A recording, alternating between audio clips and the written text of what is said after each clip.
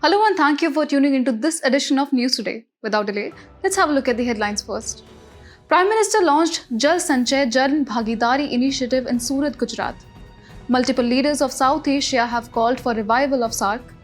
5th India-Maldives Defence Cooperation Dialogue held in New Delhi at the level of top officials. Average household spending on food falls below half since 1947 according to EAC PM paper. Ministry of Health and Family Welfare approves new treatment regimen for multi-drug resistant tuberculosis. WHO launches first global framework for understanding the origins of new or re-emerging pathogens. Let us begin with the very first news. Prime Minister recently launched the Jal Sanchay Jan Bhagidari initiative in Surat, Gujarat, an ambitious program aimed at water conservation through community participation. This initiative emphasizes the vital role of the community in safeguarding water resources and is driven by a collective approach involving both society and government. With a target to construct approximately 24,800 rainwater harvesting structures, it aims to ensure long-term water sustainability across the state. It is closely aligned with the ongoing Jal Shakti Abhiyan Catch the Rain campaign, reinforcing the importance of rainwater harvesting across India. One of the key elements of the initiative is the integration of local communities in water conservation efforts. Community participation brings valuable insights from local knowledge regarding water sources, consumption habits, and environmental dynamics, for example, Nagaland's Zabu water conservation. The initiative also promotes the renovation of traditional water sources. Tamil Nadu has revived its ancient practice of Kudi Maramathu, a centuries-old practice where communities actively participate in building and maintaining ponds and tanks. This has proven to be highly effective in securing water supply during droughts. Similarly, in Andhra Pradesh, the Neeru Chettu program focuses on desilting and revitalizing water bodies, making use of feeder channels through community involvement.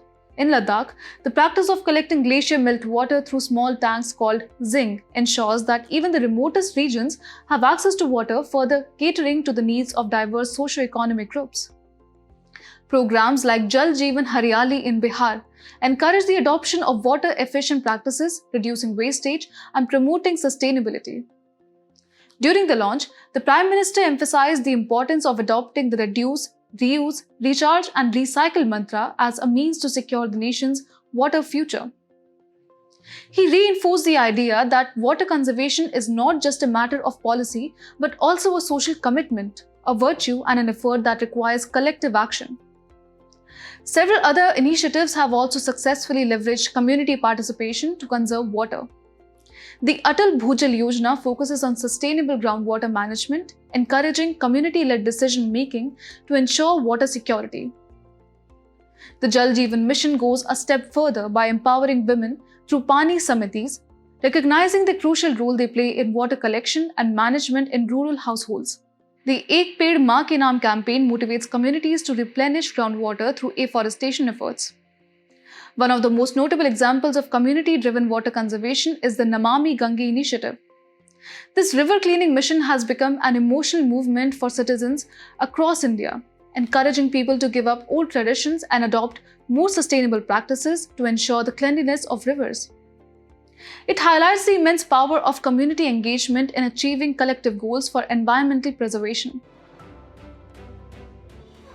In recent months, multiple leaders from South Asia have emphasized the need for a revival of the South Asian Association for Regional Cooperation or SAARC.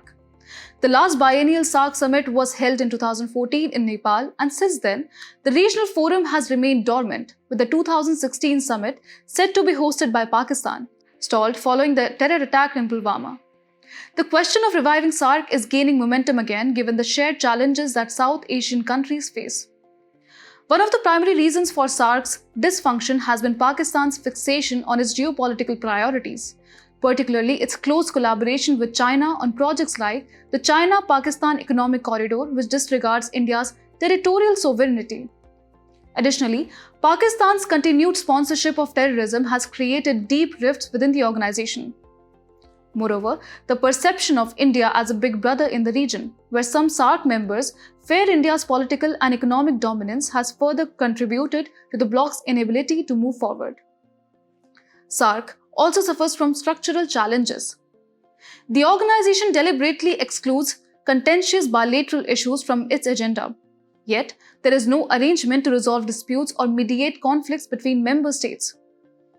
The requirement for unanimous decision-making has posed further difficulties, making it hard to reach consensus on key issues. Despite these challenges, many believe that there is a pressing need to revive SAARC. The region faces numerous common challenges, from climate change to food and energy security, poverty and economic underdevelopment. South Asia is particularly vulnerable to climate shocks, with large segments of its population living in relative poverty. Another reason includes huge untapped potential for intra-regional trade. In South Asia, intra-regional trade is just 5% of its total trade compared to 25% in ASEAN.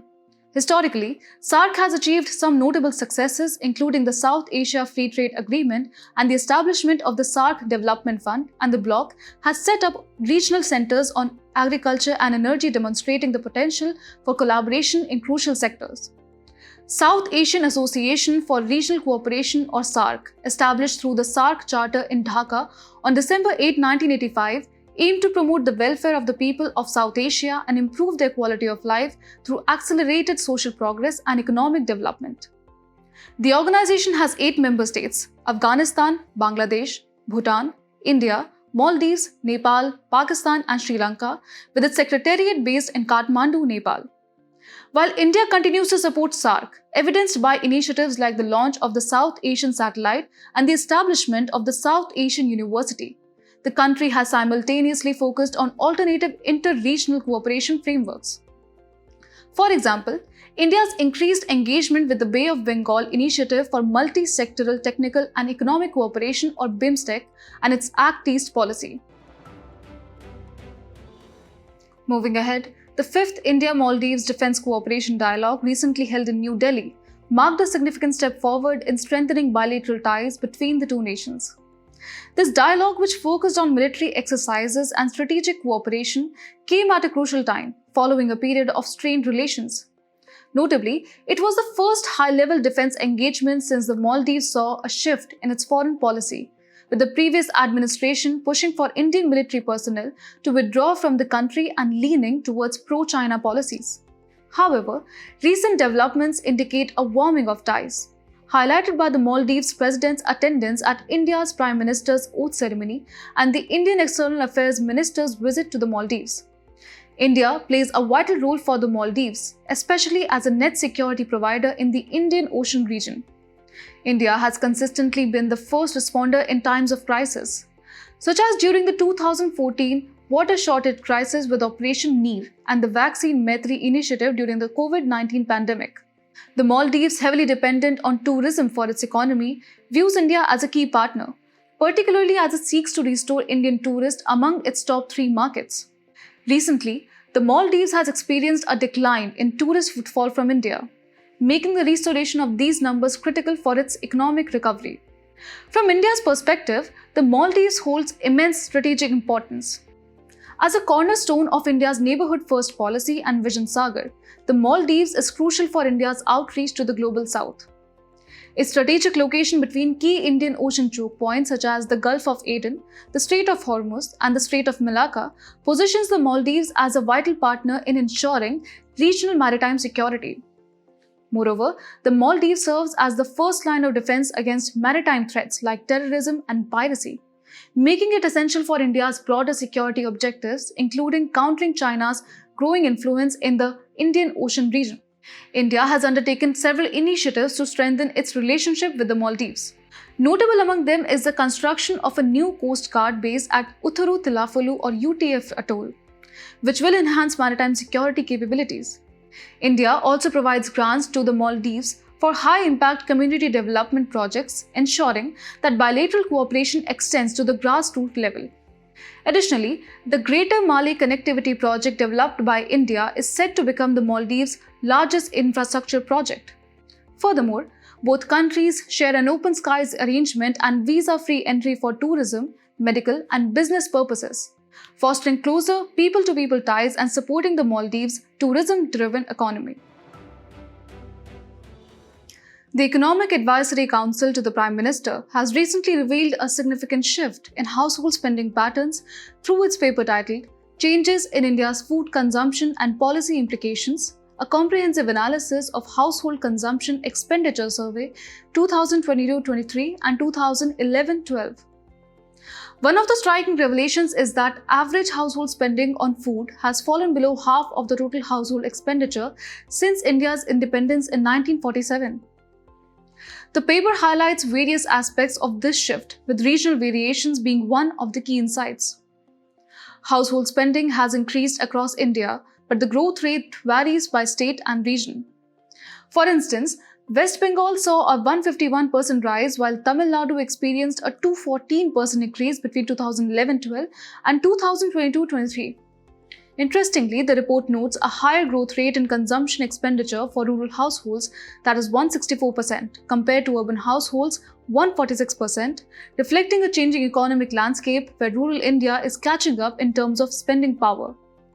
This trend also coincides with a shift from cereal-based diets towards more nutrient-dense foods like fruits, milk, eggs, fish and meat, indicating an improvement in dietary diversity across the nation. Another trend that has gained momentum is the rise in spending on processed foods, particularly among the top 20% of households, with urban areas showing a significantly higher consumption of served and packaged processed foods. These changing consumption patterns have a clear policy implication. The government needs to prioritize promoting the production of diverse food items, particularly fruits, vegetables, and animal source foods, to align with this dietary shift. This diversification will also play a critical role in addressing micronutrient deficiencies, as nutrient intake varies significantly across different regions of the country. Additionally, the report suggests that agricultural policies need to move beyond focusing solely on cereals. Given the decline in cereal consumption, support measures such as the minimum support price, which currently targets cereals, may only provide limited benefits for farmers in the long run. A broader, more diversified agricultural policy framework could better serve both producers and consumers. The Ministry of Health and Family Welfare has recently approved a groundbreaking new treatment regimen for multi-drug resistant tuberculosis or MDR TB, marking a significant step toward India's goal of eliminating TB by 2025. The new BPaLM regimen, consisting of 4 drugs, bedaquiline, pretomanid, linezolid and moxifloxacin, offers a safer, more effective and faster treatment option compared to previous methods. Previously, the drug pretomanid had already been approved and licensed for use in India by the Central Drugs Standard Control Organization. The introduction of this new regimen has significantly reduced the treatment duration from 20 months to just 6 months, which is expected to drastically improve patient outcomes. Launched under the National Tuberculosis Elimination Program, the BPaLM regimen is set to play a vital role in India's push to eradicate TB by the year 2025.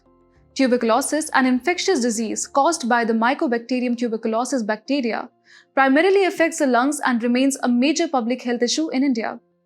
The Bacille-Calmette-Guerin vaccine has been instrumental in providing immunity against TB, but the disease persists, especially in its drug-resistant forms. According to the India TB report 2024, India saw 25.52 lakh notified TB patients in 2023, which highlights the scale of the challenge. There are different types of drug-resistant TB, such as multi-drug resistant TB, which is resistant to at least 2 of the most powerful anti-TB drugs, isoniazid and rifampicin. In more severe cases, extensively drug-resistant TB emerges, which is resistant to isoniazid, rifampicin, and at least 1 fluoroquinolone, as well as injectable second-line drugs like amikacin and kanamycin. The most severe form is totally drug-resistant TB, which is resistant to all first and second-line TB drugs, making treatment options extremely limited. India's fight against TB is not without its challenges. Social stigma surrounding the disease often leads to delayed diagnosis and treatment, while the high cost of treatment prevents many from accessing timely care. Additionally, TB often coexists with other diseases like HIV and diabetes, making treatment even more complicated. The lack of diagnostic facilities in rural areas further exacerbates the problem, delaying detection and treatment for many patients. In response to these challenges, the government has rolled out several initiatives aimed at supporting patients and ensuring broader community involvement in TB elimination. The Pradhan Mantri TB Mukt Bharat Abhiyan provides additional patient support and encourages community involvement in TB eradication efforts. Similarly, the Nikshay Mitra initiative ensures that patients receive the diagnostic and nutritional support they need during the treatment. Meanwhile, the Nikshay Poshan Yojana offers financial assistance to TB patients to support their nutritional needs, recognizing that proper nutrition is a key element in recovery. The World Health Organization has launched its first global framework to understand the origins of new or re-emerging pathogens, a crucial step towards preventing future pandemics. This framework has been developed by the Scientific Advisory Group for the Origins of Novel Pathogens, an independent body of global experts established by WHO in 2021. The framework is founded on two key principles: the International Health Regulations and the One Health approach. The IHR, which was adopted by WHO in 2005, is an overarching legally binding agreement designed to facilitate a coordinated global response to the spread of diseases across borders. Meanwhile, the One Health approach integrates a unifying approach to sustainably balance and optimize the health of people, animals, and ecosystems.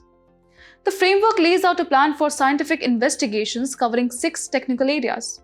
These include early investigations of the first identified cases, clusters, or outbreaks, human studies to understand the epidemiology, human or animal interface studies to identify potential animal reservoirs, studies to identify insect vectors or other source of infection, genomics and phylogenetic studies to identify precursor strains, genomic characteristics, and lastly, biosafety or biosecurity studies to determine if a breach in research activities resulted in first cases. The significance of this framework cannot be overstated. It is designed to address the rising risk posed by both known pathogens such as Ebola and Nipah and novel pathogens with pandemic potential like SARS-CoV-1 and new strains of influenza. Timely and thorough investigations into the origins of these pathogens will be critical for preventing and containing future global health crises. Moreover, these investigations can also confirm or exclude the possibility of an unintentional breach in laboratory, biosafety, and biosecurity. World Health Organization has highlighted that if this framework had been in place during the early days of the COVID-19 pandemic, efforts to trace the virus's origins might have been more successful and less contentious. This initiative therefore seen as a proactive step to enhance global preparedness, ensuring that future health emergencies can be managed more effectively through a coordinated scientific approach to understanding and mitigating pathogen emergence. The personality in news for today is Dr. Sarvepalli Radhakrishnan. He was a renowned Indian philosopher born in Tirutani, Tamil Nadu. Dr. Radhakrishnan became India's first vice president, serving from 1952 to 1962 and second president from 1962 to 1967. Since 1962, his birth anniversary, that is 5th September, has been celebrated as National Teachers' Day.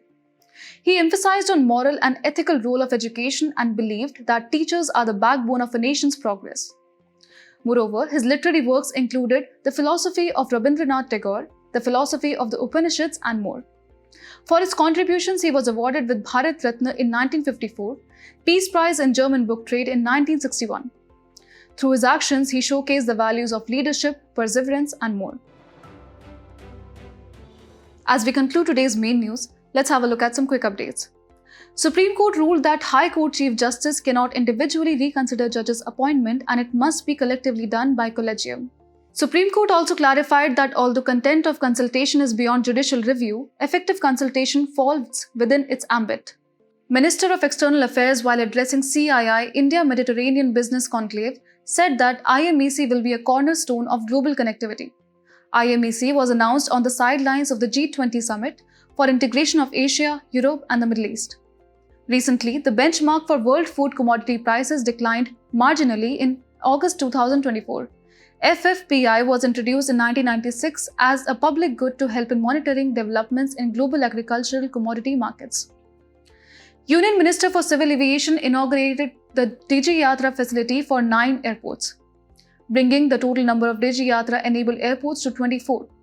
Launched in 2022 by Ministry of Civil Aviation, it is a digital initiative to enhance the passenger experience with seamless, contactless and paperless boarding at airports based on facial recognition technology. 8 new Nidhi ITBIs inaugurated across India. National Initiative for Developing and Harnessing Innovations or NIDHI is an umbrella program developed by Department of Science and Technology in 2016. Agni 4, an intermediate range ballistic missile, was successfully launched from Integrated Test Range in Chandipur, Odisha. Agni missiles are conceived under Integrated Guided Missile Development Program, which was started by DRDO in 1980s. Nighttime light pollution is linked to the increased Alzheimer's risk. Light pollution is excessive or inappropriate use of outdoor artificial light. It adversely affects our ability to observe stars and other celestial objects, human health, and wildlife behavior. Indian Immunologicals Limited launched pediatric for children dose of India's first indigenous hepatitis A vaccine, Havisure. Hepatitis is an inflammation of liver caused by infectious viruses as well as non-infectious agents. Before we sign off, let's challenge your understanding in today's installment of Test Your Knowledge.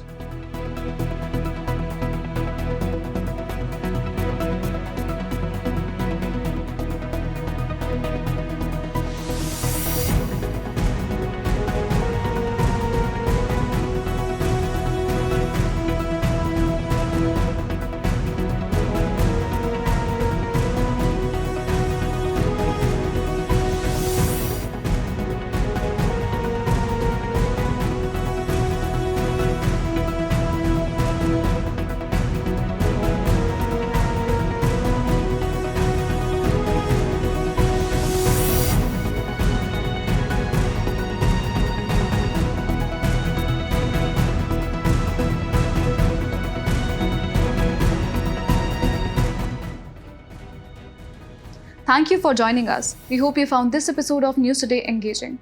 For the solution to the quiz and to access the PDF version of News Today, remember to visit the provided links in the description below.